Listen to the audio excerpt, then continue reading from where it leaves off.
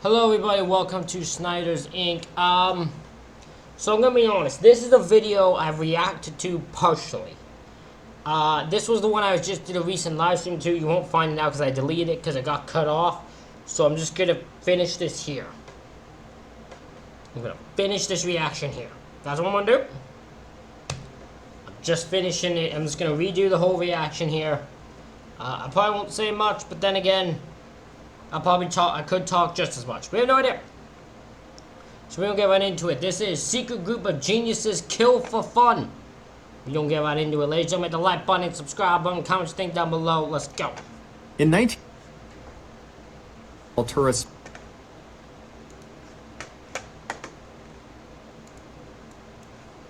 In 1988, a waitress who was living in Central Florida had just begun her shift at a local diner when... It's always Florida. I just have to answer that. It's always Florida. I don't know what it is about Florida, but y'all Florida are crazy people.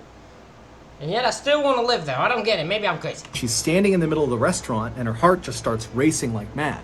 Now, she had not been running around or doing any heavy lifting, so it didn't make any sense. And so kind of startled by what was happening, she just turned around and went straight into the bathroom and sat down in a stall, waiting for this sensation to pass. But as she sat there, her heart just continued to beat like mad, and then she began to feel tingling in her feet and in her arms. And it was at that moment that she realized she was having a heart attack. Except she wasn't. Something much, much worse was happening to her. But before we get into today's story, if you're a fan of the strange, dark, and mysterious delivered in story format, then you've come to the right place because that's all we do, and we upload once a week. So, if that's of interest to you, please invite the like button to come ballroom dancing with you, but when you get out on the dance floor, just start stomping all over their feet, but don't acknowledge it. Also, please... Listen, I ain't meant to be ballroom dancing. If I go ballroom dancing, it's gonna mess up. I'm just gonna be the guy that doesn't actually is ballroom dancing when everyone else is. I'm just gonna start randomly doing other dances. I'll do the Princess Diana shit and all that crap. Subscribe to our channel and turn on all notifications so you don't miss any of our weekly uploads. Okay, let's get into today's story. Gotta make this so I don't keep getting copyright issues. We're gonna get into this though. Once it's done, let's go. I'm talking till the thing stops. I'm just gonna keep talking till it stops, and then I'm gonna untalk right now about now. Her life had never been very easy. She was born in 1947 in a very small rural town in Central Florida to parents who were deaf and who had almost no money. So I probably won't speak much during this because I know most of this. a young age, Peggy had to go to work. Except the only jobs she could land were either extremely low paying or they were just outright dangerous, like overnight shifts at isolated truck stops on deserted highways where she would waitress there all by herself. But Peggy never complained about her job prospects. Always repeat, if you're working a job like that, you better have a weapon on standby, because I'll be having a damn on the weapon on standby, just in case I need to, take somebody out. Instead, she just took whatever jobs were available because she knew that she and her family needed the money. And whenever she was working in a dangerous environment, she would intentionally put on this very tough exterior to make sure no one attempted to take advantage of her. And despite her small stature, she quickly developed a reputation amongst her coworkers as somebody you did not want to mess with. Peggy didn't take crap from anybody. You shouldn't. I don't take crap from anybody. I don't take crap from any goddamn body. Also, like her, probably why I don't have much of a love life and I don't really have much fun. Just because I ain't got time for people's shit. But while this kind of prickly outer shell protected her from potential predators, it also warded off potential romantic partners that might have been interested in her, but were kind of intimidated when they interacted with her. But eventually, one man would cut through Peggy's defenses, and they would fall in love, and they would get married, and they would have 3 kids together, and everything was great until it wasn't. The marriage would crash and burn, and so by the mid-1980s, Peggy was a mid-30-somethings divorced mother of 3 teenage children who had to work overtime at a local diner just to barely make ends meet. And while she still acted very tough and composed when she was working or when she was out in public, when she was behind closed doors at her home with her kids, they saw the real side of Peggy. And that side was just kind of sad. I mean, life had just been kind of hard on her, and she had tried so hard to provide a safe and happy home for her kids, and she felt like she had kind of let them down. But her kids, on the other hand, were not bitter towards their mother for the divorce. It just pained them to see her so upset. And so her kids really hoped that one day their mom would meet somebody new, she would fall in love all over again, and maybe that would put a smile back on her face. And in late 1987, that is exactly what happened. That year, Peggy met a man named Perry Ellen Carr. Perry Ellen, who just went by his nickname, Pie, was a lot like Peggy. He was a recently... I understand that as his nickname, but still, the nickname Pie is just very weird to me. It's just very weird. Divorced, single father of 2 teenage children.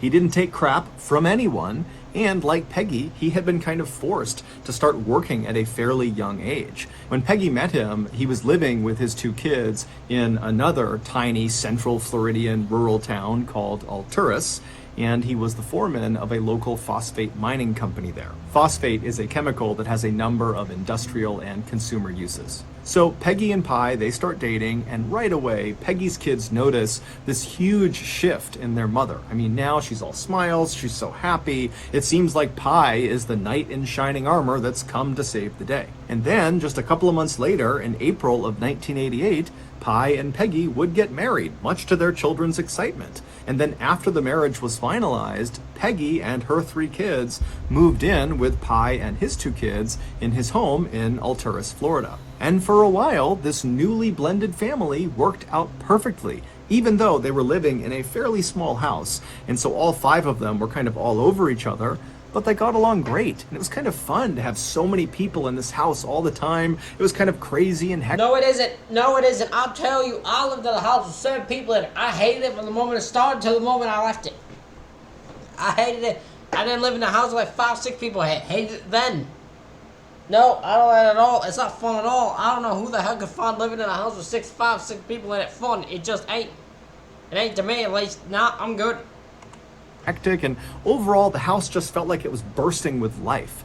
But within a few months of Peggy and her kids moving in with Pie and his kids, Peggy and Pie started to have marital issues. It was like all their early chemistry had just totally vanished, and in its place was nothing. They basically completely resented each other, and everything they did upset the other person. And then, adding fuel to the fire, were rumors that began spreading around this small town where everybody knows each other, that Pie was apparently back together with an ex-girlfriend, and so he was having an affair. And so Pie, I'm gonna be honest, right? Like, tell me this stuff. I know enough about the story to know what happened, but like, if you would have seen him in a story about killing his wife to go back to his ex-girlfriend, you wouldn't have been surprised by it. Denied these accusations, but Debbie totally believed them. And so their fights got worse and worse and worse, and the more they fought, the more a wedge was kind of driven down the center of this blended family, where Peggy's kids automatically took their mother's side and Pie's kids automatically took their dad's side. And so from the outside looking in, it seemed plainly obvious that Pie and Peggy's marriage was not going to last. But before their marriage could fall apart, something totally unexpected happened that would link these 2 families together forever. In late October of 1988, so 7 months into Peggy and Pie's now very rocky marriage, Pie suddenly got up one morning and just told Peggy he was leaving for the whole day to go hunting. This was not a planned trip, he just wanted to get away. And at this point, neither of them wanted to spend any time with each other, so Peggy didn't care. She said, "Go ahead, enjoy your trip, I'll see you later." And so Pie, he leaves the house, he gets in his truck, he drives off, and then a little while later, Peggy and her daughter, Sissy, they both get their things together, and they head out and they get in Peggy's car, and they drive into town. Both Peggy and her daughter worked at the same diner as waitresses, and they both had a shift that morning. And so they arrive at the diner, they both get out, they go inside, they get their things on, and they begin their shift like normal. But not long into the shift, Peggy was about to walk up to one of her tables when she noticed her heart was racing. And she had not been running around the restaurant. She had not done any heavy lifting. There was no reason for her heart to suddenly be beating at a really fast clip. And so initially, Peggy tried to just ignore it, thinking that her heart would slow down and she would go back to normal. But when her racing heart persisted, she walked away from the table she was waiting on and snuck off into the staff bathroom, and she sat in one of the stalls, she shut the door, and she just sat on the toilet waiting for her heart to stop racing. But as she sat there, not only did her heart only continue to thump like mad, but she started to notice her legs were tingling and so were her arms. Now, Peggy was a no-nonsense person. She was not prone to panicking or overreacting or anything like that. And so as she's sitting there feeling these symptoms, it dawns on her that maybe I'm having a heart attack. And so she decides, okay, I'm going to deal with this. She stands up, she opens the stall door, she goes to the sink, she washes her hands, she washes her face, she kind of calms herself down, and then she walks out of the bathroom, she goes right into the staff break room, and she tells her daughter, I think I'm having a heart attack.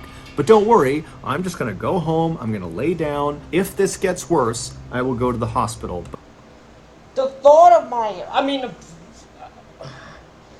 it's hard for me to talk because I know how, because I did 33 minutes of this video before it cut off on me due to the live stream cutting off. So I stopped reacting to it. But the thought that you're having a heart attack, is that a thing people did back in the day? Where you just thought you could sleep off heart attacks? Like, I'm pretty sure you can't. Is this a thing people did? Because it never crossed my mind that I'm just going to go home and sleep off a heart attack. I don't know if that's a normal thought process. But back in the day, even. For right now, I don't really know what it is, but I want to take it seriously, so I'm going to leave for the day. And so Sissy is looking at her mom, really concerned. But Sissy knows what her mom is like. Her mom is tough as nails. She is the type of person that's going to sleep off a heart attack. And so she says to her mom, okay, go home. I'll be sure to check on you as soon as I get back, and please call me if anything changes. And so Peggy, whose heart was still racing and her arms and her legs were still tingling, she told her daughter, everything's going to be fine. And then she told her manager that she was leaving. And then Peggy slipped out the back door. She got in her car and she drove back home. When she got there, the house was empty, so she just went inside, she made her way to her bedroom, and she lied down in her bed to try to get some rest. That afternoon, Peggy's son, Dwayne, came home from high school, and when he walked inside, he found his mother laying down in her bed.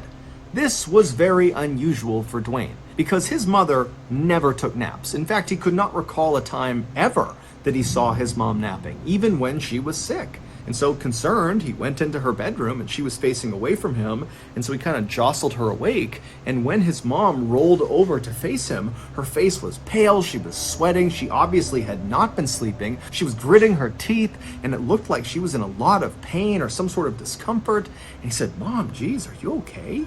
And she would say to him, oh, no, I'm fine. I'm just sleeping something off. I got something going on. I think I have a flu or something. I don't know. I took off from work, so I'm just sleeping it off. And so Dwayne, he knows his mom is tough as nails. And if she says she's going to sleep something off, then she'll be just fine. And so Dwayne said, okay, well, let me know if you need anything. And so Dwayne began to walk away, but his mother would actually flag him back. And she would level with him and she would tell him that actually something is wrong here. I feel like someone has poured fire down my veins in my arms and in my legs. And it is excruciatingly painful. And so Dwayne is hearing his mother say this, and he knows his mother is not the type of person to complain or exaggerate or anything. She is just straight no nonsense. And so for her to say this is the most excruciating pain she's ever been in, and she's laying in bed unable to move, he knew this was really serious. And so Dwayne began telling his mom that you got to go to the hospital. The thought, like, I do appreciate that first thing that she was just like, no, I'm just trying to sleep off. Then he went to go leave. She's like, wait, okay, I'm lying. I feel like I've had fire put into my veins. I feel like I'm fucking burning alive. Help me. We need to get Pi here to drive you to the hospital, or we need to call an ambulance, but something needs to be done here. But despite the pain she was in, Peggy was still a little bit reserved about it. She thought maybe she could just sleep it off. But as they're... You can't just sleep off the feeling of fire being injected into your veins. That is not a sleep off type of thing. That's a thing you go to a hospital for. That is not something you just inject in. You don't just sleep that off. Trust me, I've never experienced that. I thank God for that, and I'll never guess I could sleep it off. They're having this kind of back and forth about what to do. Pi would return from his hunting trip. He would come in the house, and right away Dwayne would run over to him. He would explain to Pi, hey, this is not normal. My mom never ever acts this way. She never complains. This is really serious. You gotta take her to the hospital. But Pi would actually say, she's fine. I'm sure she just has a fever or maybe the flu. She'll sleep it off. But when he walked into the bedroom and he saw his wife looking so horrible and literally squirming in pain, he relented and said, okay, I'll take her to the hospital. So he went and probably when he first told her, like, oh, you overreacted. She probably just has a fever or something. Then he walked in there and he's like, let me see. And he's like, oh no, that isn't, you're just, no, I'm taking you to the hospital. You definitely are not just having a fever or something. And so Pi would have to literally carry Peggy out of the house, put her in his truck. He drove her to the hospital and then had to carry her into the hospital. And by the time Peggy was under doctor's care at the hospital, she no longer could talk. She was just moaning in agony from this excruciating pain in her limbs, and her heart was still racing, and she was nauseous, and she was vomiting. I mean, she was really spiraling quickly. And so after she's been admitted, the doctors turned to Pi and to Dwayne and to Sissy and to the other family members that had assembled, and they asked them, do you have any idea what could have caused this? And they all said, no, she just suddenly started feeling this way. And so the doctors, who were unable to ask Peggy, she was in such blinding pain she couldn't even talk, they just began running her through a wide-ranging series of tests to try to figure out what was going on. But when these results began coming in, either she was negative for the thing they were testing for, or it just came back that everything was normal. And so they're looking at Peggy, seeing her completely falling apart. None of their tests have revealed anything is wrong with her. And so they're at a loss. They don't know what's wrong with her. And so without a better option, they just put Peggy into a hospital room and begin monitoring her. And sure enough, after being in the hospital for 3 days, Peggy's symptoms would come down. While she wasn't back completely to strength, she was able to speak again. She was able to eat and drink water and move around. She was still very uncomfortable. Her heart would still race periodically, and she would get fits of pain in all of her extremities. But overall, she felt like she was really improving. And so after 3 days, she was discharged from the hospital. And so Peggy... Oh, I wouldn't have wanted to be discharged until I knew what to do. I knew how to handle what the hell I was dealing with. and her family, they drive back to their home, and initially, everything's okay. It seems like she's on the mend. But within 24 hours, Peggy's heart starts to race again, and before long, her arms and legs feel like they are on fire. Now, Peggy and her family, they know that the doctors don't know what this condition is. And so their immediate reaction was huge concern that Peggy, again, was suffering from this horrible thing. But going to the hospital didn't really feel like the obvious first choice. In fact, the obvious first choice, at least for Peggy, was just to sit at the house and wait it out, the same way she had waited it out at the hospital. But over the next several days, despite laying in bed and resting as much as she could, her symptoms did not get any better. They got worse and worse and worse. The stubbornness of human beings is next level. They will do whatever it takes. They are stubborn. Us stubborn fucking human beings will just fight till then they would rather do anything else than do what needs to get done. To the point where she literally was completely bedridden, and all she could do was just shake and periodically scream into her pillow from all the pain she was experiencing in her extremities. And so finally, on October 30th, which was 10 days from the first day that Peggy felt these strange symptoms when she was at the diner, her family decided, you know what, enough is enough. She obviously is not able to just sleep off whatever this is. And so they called an ambulance, which rushed her to the hospital. And when she got there, the doctors, they remembered her from the week before. So they understood this was a bit of a mystery. But just in case, they ran the exact same battery of tests on her to see if maybe now there was some other indication of what this was. But again, all of the tests came back, and they either came back negative or inconclusive, or just showed that, nothing was wrong with her. The doctors even ran her through some tests for poison, thinking, maybe she accidentally ingested something toxic, and that's what's causing all of this. But those tests as well came back negative. And so, totally stumped, the doctors decided the only thing they could do was, once again, put her in a hospital room and just monitor her. And so that night, Peggy was wheeled into a room, and all night, up and down that hospital wing, people listened to the sound of Peggy screaming at the top of her lungs from the pain she was experiencing. And then the next morning, the whole situation got even worse. Not only for Peggy, who by now was dipping in and out of consciousness, but also for the rest of her family. Because that morning, Peggy's son, Dwayne, and Peggy's stepson, so Pi's son, Travis, they were both admitted to the same hospital for exhibiting the same symptoms as Peggy. Their heart. Okay, so whatever happened to her is not just a her thing. It's not a family thing. It's not a family thing, like, condition, because she wouldn't, the stepson wouldn't experience this condition. This is clearly something more intentional. There's something more directly done. But if it's not poison, then what the heck is it?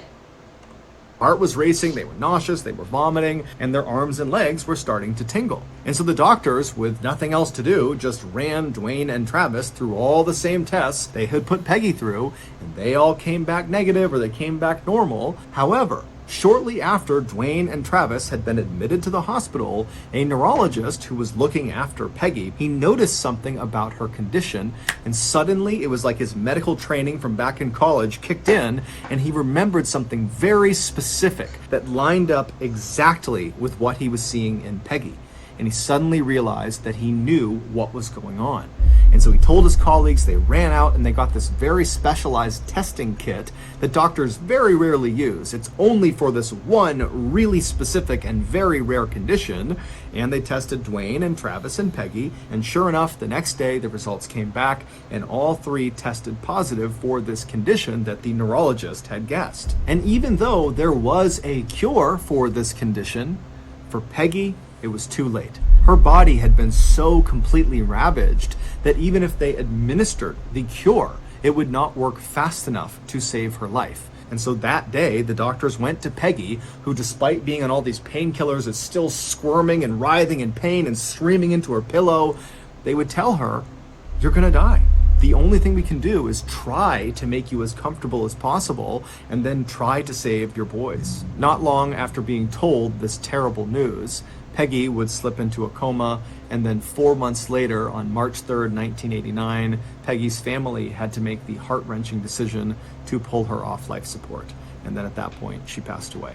As for her two boys, Dwayne would remain hospitalized for 2 months and would make a full recovery. As for Travis, he would remain hospitalized for 6 months, and while he would recover, he would never walk normally again.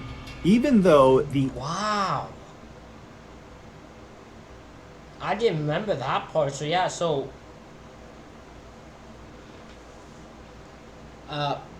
Peggy's son was there for 2 months and would make a full recovery. Pi's son would make being there for 6 months and would never walk normally again. Wow. So whatever's happened, it's now personal towards that family. Actual medical condition that killed Peggy and nearly killed Dwayne and Travis was completely known at this point. Everybody knew what it was. What nobody could figure out was why this happened. Why in the world did this happen to these people? It made no sense. However, shortly after Peggy's death, that mystery would actually begin to unravel in the most bizarre and totally roundabout way.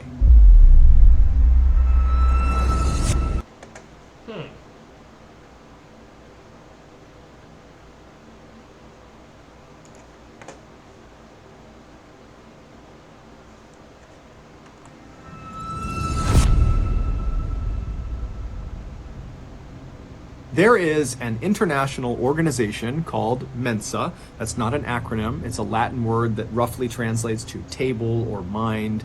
And this organization... How does it... Those are not even connected, table and mind. How on earth is it one of those two?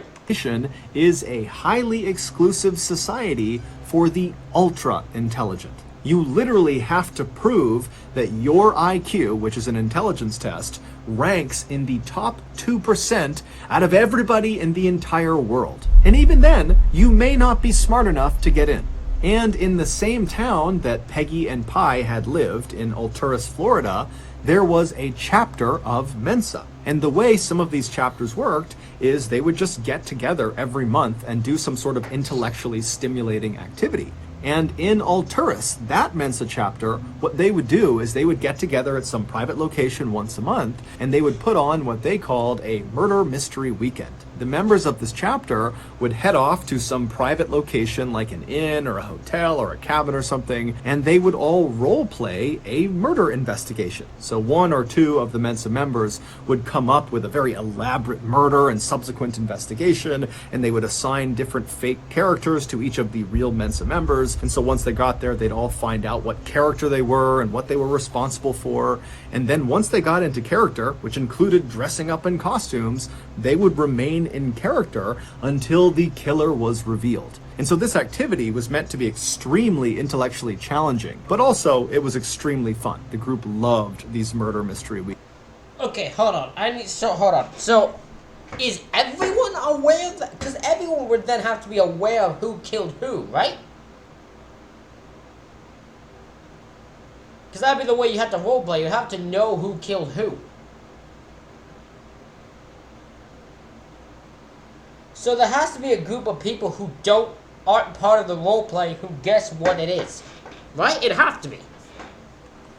Weekends. And so with that in mind, just a couple of weeks after Peggy had passed away, so this is sometime in April of 1989, a new genius was accepted into the ranks of the Alturas Mensa chapter. Her name was Sherry Gwynn, and she was a middle-aged woman who had recently fled from Texas to Central Florida to get away from her abusive husband, who still lived in Texas. After she was accepted into the Mensa chapter, it became abundantly clear to the members that Sherry was eager to make friends. But not just any friends. She wanted to make friends with two very specific members of the Alturas Mensa chapter. And they were Diana Carr, who had no relationship to Pi Carr or his family, and I will still say, what are the fucking odds that Diana Carr and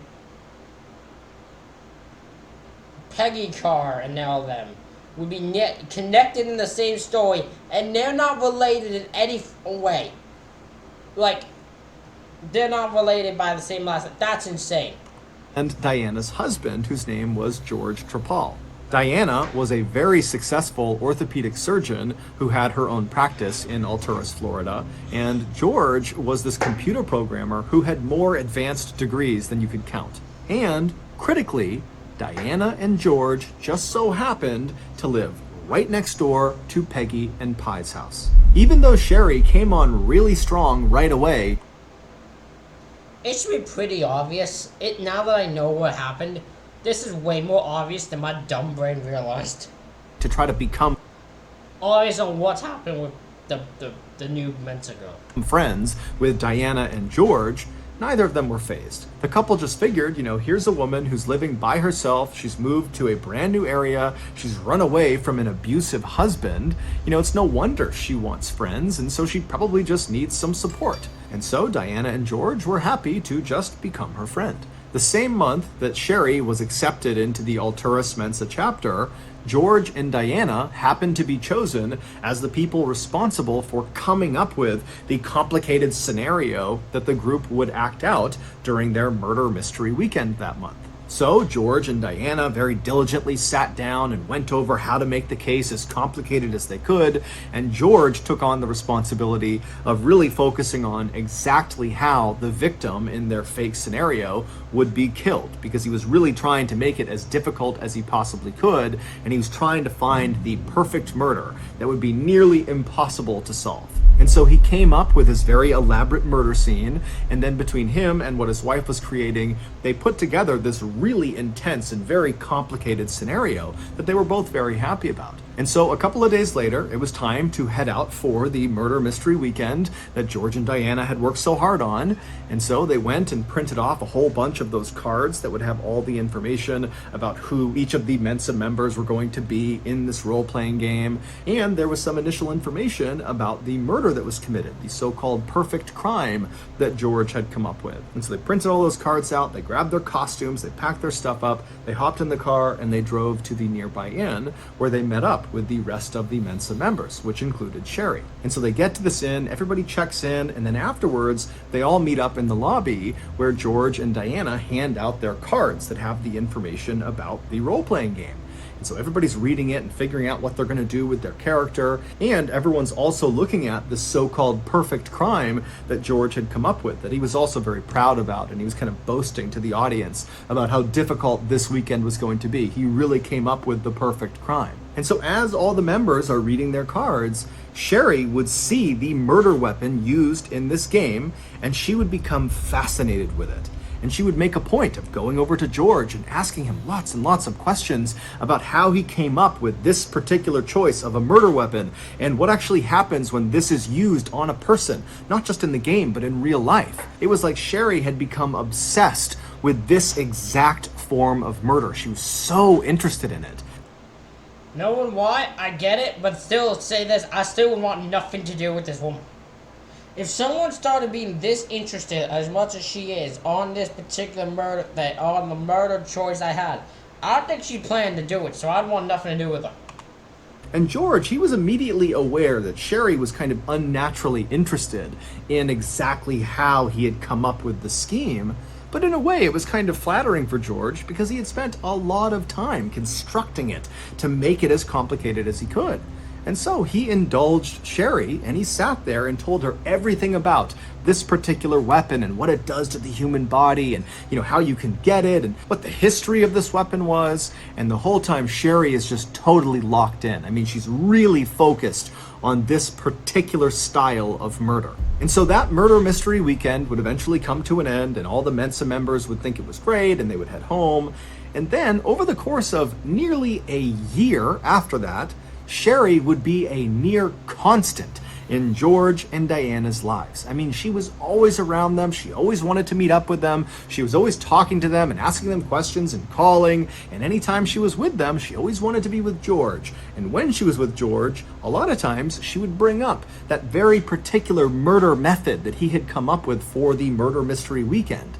And George just continued to think this was just the greatest thing. It was so flattering that she thought he was so smart, that he had come up with the perfect crime. And so anytime she wanted to talk about it, he would just indulge her because it made him feel really good. This boy's stupid. This man, George, you're really stupid. And if George and Diana had seen any red flags in Sherry with her behavior towards them, they certainly didn't show it. They basically were operating under the assumption that Sherry, no matter what, was just this helpless, harmless person who had come to Central Florida, and she was trying to be their friend, and so they should try to be her friend back. But, as they would soon find out, they were very, very wrong about Sherry. In December of 1989, so roughly 8 months after George and Diana had first met Sherry, Diana decided she wanted to move her medical practice from Alturas to a neighboring town called Sebring. And the drive from where their house was in Alturas to where her new office was going to be was just far enough that it made sense for George and Diana to relocate to Sebring. And when Sherry discovered that the couple was moving, she immediately called George and said, "Please, let me rent out your house. I don't have a place to stay. I've been staying with friends. I'll pay whatever rent you want." And as it happened, George and Diana had actually talked about keeping the house and renting it out. And so it was actually a pretty easy decision. They trusted Sherry, and so they said, "You know what? That's fine. You can rent out the house for a couple of months, and then we'll decide if this is a long-term solution or not." And within just a couple of hours, Sherry was on Diana and George's doorstep with a sleeping bag and a small bag of toiletries ready to go inside. And so George and Diana, they grabbed the last couple of things they needed, and then as they walked out the front door, they gave their house key to Sherry and told her, hey, if you need anything, just give us a call. And then George and Diana, they climbed into their car, and as soon as they had drove off and were out of view, Sherry dropped her things and she kind of looked around, and then she ran inside of the house. And just minutes later, practically the entire Alturas Police Department came crashing through that front door after Sherry. And within an hour, the police department would find something that would not only reveal the true identity of Sherry and her true intentions, but it would also reveal the truth about what happened to Peggy and her family.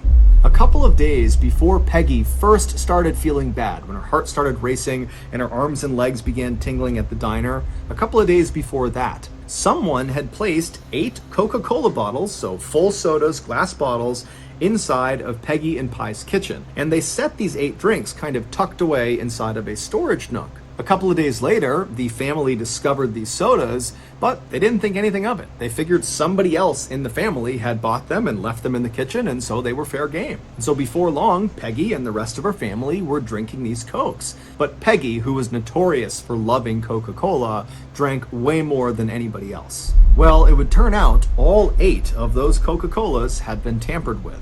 They all contained a significant dose of the heavy metal called thallium. Thallium is odorless, it's colorless, it's tasteless, and even though there are very small trace amounts that naturally occur inside of our bodies, if there's even a little bit more than that inside of our bloodstream, it becomes lethal. And so when Peggy was admitted to the hospital the second time, around the same time that Dwayne and Travis were also admitted, that neurologist who was looking at Peggy, what he noticed about her condition was that her hair was starting to fall out. And that's when it clicked for him. He had this flashback to his medical training where he was taught about thallium poisoning. And one of the symptoms was hair loss. The other symptom was extreme pain in the extremities. And so the neurologist and his colleagues went and got a thallium test kit, and they tested Dwayne and Travis and Peggy, and they all came back positive for thallium poisoning, but the level of thallium inside of them was astronomical. The boys are lucky to have survived. They had 20,000 times the amount that naturally occurs inside of the human body. 20,000 times the amount. God damn. That's insane.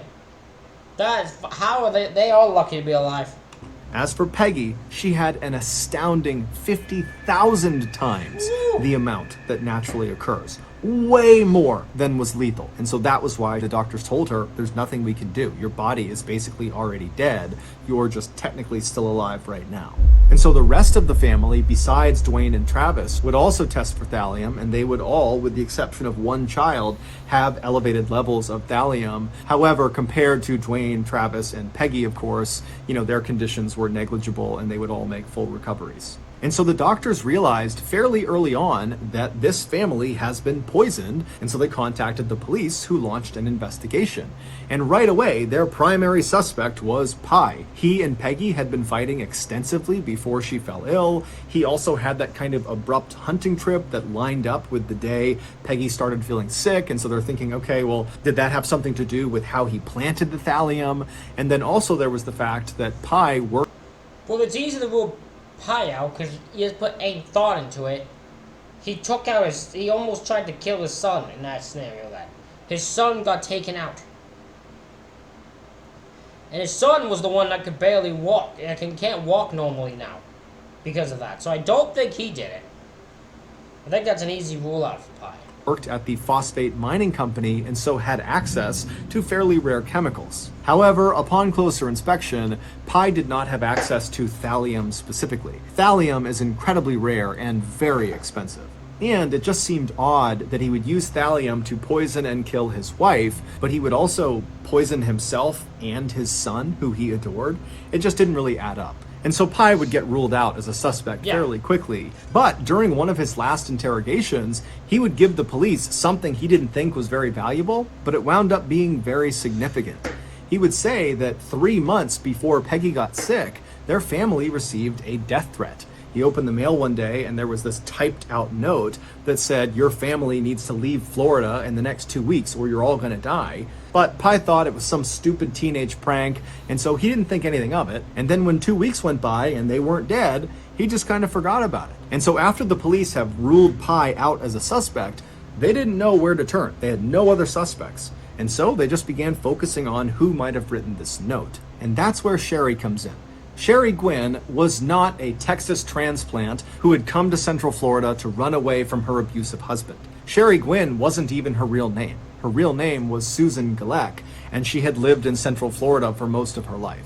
Susan was very smart, but she certainly was not Mensa-level genius smart. And so almost certainly her paperwork that got her in to the Alturas Mensa chapter was forged. Susan also had absolutely no interest in becoming real friends with Diana and George. The only reason she was pretending to be their friends and wanting to be around them all the time is because she was studying them. Because Susan was actually an undercover police officer. She had been sent undercover after the police discovered Diana and George were responsible for that death threat letter that was sent to Peggy and Pi. It would turn out Diana and George hated Peggy, Pi, and their kids. They hated them. They thought they were obnoxious. They were too noisy. They were annoying. And so Diana, who for context... God damn. So those two angry curmudgeons, Diana and George, hear a little bit of noise from some children. Or maybe even hear some happiness. Just happiness. And they're like, how dare they are so annoying. They are so happy. How dare they be so obnoxiously happy? How dare they even have joy in their lives? Text was the type of person who would stop people mid-sentence and correct them if they ever referred to her as anything other than Dr. Carr. She had gotten into at least one or two serious yelling fights with Peggy and with Pi and their kids when she had gone over to tell them to turn their music down and be quiet and do this and do that. And Peggy and Pi, they're not putting up with that. They just told her to get out of here. As for George, he didn't get into any public altercations with Peggy and Pi and their family. George was a very meek and submissive guy. He was very meager, and he was mostly a recluse. But he spent virtually all day peering out the window at Peggy and Pi and their family, studying what they were doing and obsessing over how noisy and obnoxious they were. And as he's seeing his wife getting more and more frustrated with their neighbors, George finally decides he's going to take drastic action. And so that's when George types out that death threat and he sends it across the way. But after Pi reads it, nothing happens. They don't leave Florida within 2 weeks. And so George went to phase 2 of his plan. George had actually spent time in a federal prison in the 1970s for cooking meth. And one of the byproducts of making meth is thallium. So George used his old meth cooking skills and he whipped up some thallium and he put lethal doses of thallium in 8 different Coca-Cola bottles. Oh my God, my man saw his wife a little upset and decided that he was going to murder a family. That is fucking insane. Listen, what this man's willing to do to impress his woman is a bit fucking over the edge. And now they're both gonna go to jail for it. Fucking hell. And then after mixing them all up so you couldn't tell there was any chemical inside of them, he used his bottle topping machine to put tops back on top of each of them. George made his own beer, and so that's why he had a topping machine at his house. And so with his 8 deadly drinks all prepared, looking like brand new Coca-Colas, George waited until Peggy and Pi and her family were out of their house. And then he snuck over and he walked into their kitchen and he placed these Coca-Colas right down on the kitchen counter and he slid them into a storage nook, and then he left the house, and that was it. And over the next several weeks, he watched with absolute pleasure as the family got sick and then Peggy died. While George never actually admitted that he had poisoned his neighbors, he did do some things that really tipped off Susan that he had to be the guy. Like, for example, that Mensa mystery murder weekend, the murder method that George had come up with was poisoning. And remember, at that point, Susan has been sent undercover to find out if George and Diana are responsible for poisoning their neighbors. And now George is sitting up there talking about the perfect crime he's come up with, and it's poisoning. And so that was why she had followed up with him really specifically on, wow, what else do you know about poisoning? And how'd you learn about poisoning? And what kind of poisons do you know about? And over the following months, even though Susan never got George to actually admit to her when she was undercover recording him that he was the poisoner, she did completely earn his trust. And she did this by always making sure she was very submissive around him and always made sure to stroke his ego and remind him how smart he was. I mean, George was used to being in a relationship with Diana, who was extremely overbearing and kind of kept him under her thumb. And so Susan kind of allowed George to feel like he was in control for once, and he loved it. And so he completely trusted Susan to the point where when he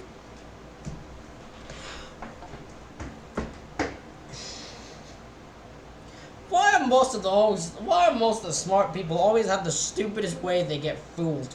Also, the people you would think would be like hard to catch criminals because they're like how smart they are, always get caught in the stupidest fucking ways. This woman so easily garnered his trust just because his wife is such a bitch that even her being a little bit nice to him and a little bit submissive to him, he just fucking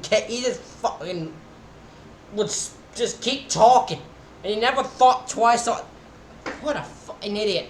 and Diana were going to move out of Alturas, they were willing to rent their house to Susan. And this is important because the house had not actually been emptied. A lot of their things were still in the house, including George's things. And so he just assumed Susan would never go through his things. But as soon as Susan was in that house and she watched George and Diana drive off, she immediately called in backup. The police swarmed the house, they searched it top to bottom, and in the garage they found George's chemistry equipment, and nestled underneath it was a bottle that contained thallium. George would be found guilty of first-degree murder as well as attempted murder on the rest of Peggy's family, and he would be sentenced to death. As of this episode, he is still alive and he is still on death row. As for his...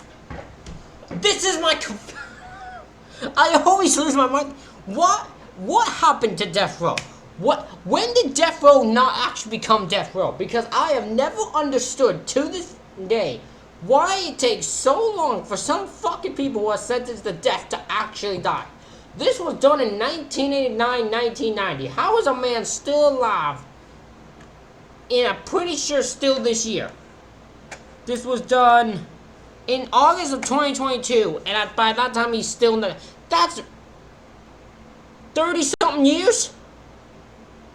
32 years? 33 maybe?